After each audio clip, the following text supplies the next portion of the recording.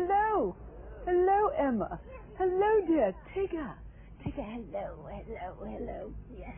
A lovely spaniel, aren't you? In her Downing Street garden, Mrs. Thatcher shares an off-duty moment with the Chancellor's daughter, 5-year-old Emily Lawson. No, we haven't got any here. Do you see the duck when she comes over to lay her eggs every summer? It's a rare glimpse of the private side of a Dear, woman would you leader like a who's little... proud of the Iron Lady image. juice? To her critics, she remains cold and imperious. To her admirers, strong and statesmanlike. It'll be a lovely weekend by the looks of things. It'll be marvellous if it is.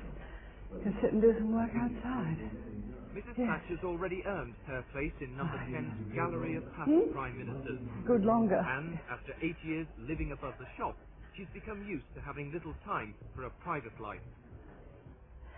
Well, it doesn't take very much time off, and therefore the moments you do are very, very precious. But really the nicest thing is we come in at the end of the day. Now, the end of the day, maybe 11:30.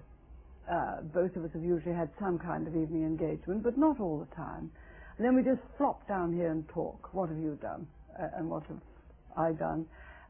And then sometimes I have to get down to work after that. So you work even into the early hours? Yes, but I've been used to that. It's no difficulty. Except the weekends, I do like a really good night's sleep on Saturday. That really gets one right for the following week. When the job does get her down, she says she leans heavily on her daughter Carol and the rest of the family for support. I think whatever the job you're doing, you will have some worries. And if you just brood on them alone, they get much worse. You've got to have someone to talk to about them and someone to shake you out of yourself. And I'm just lucky in having it.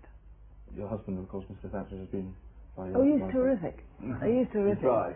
There's any tension in the air, you can always say, take the tension out immediately. And you can't do all the things in life that you want to do. It's just plain not possible, both in time and opportunity. We managed to do quite a fair few. numbers. Quite a few. Both and of us. together.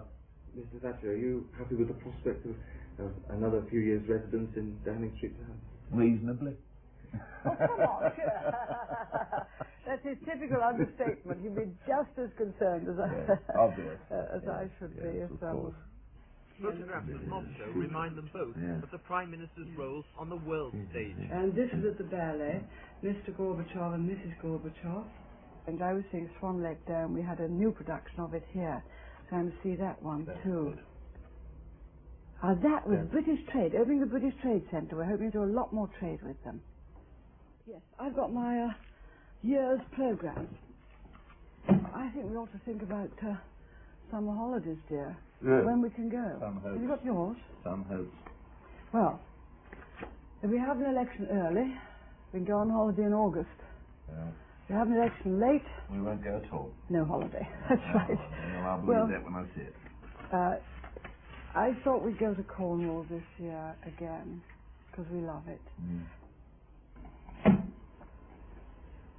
And Cornwall, all right, you'll golf in the morning, if not in the afternoon too.